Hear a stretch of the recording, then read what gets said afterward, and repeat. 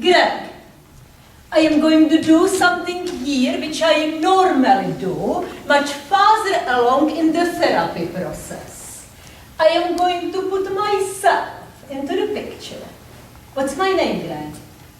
Leslie it is. Now, am I a man or a woman? You hesitated, Greg. No, I wanted you to hesitate. I wanted you to select my gender. That's why I call myself Leslie. It's a name which works either way. And that's why I wear these ambivalent clothes. I may be a man, pretending to be a woman, or I may be a woman, pretending to be a man. I let my patients select my gender, Greg. You thought I was a woman because you wanted me to be a woman.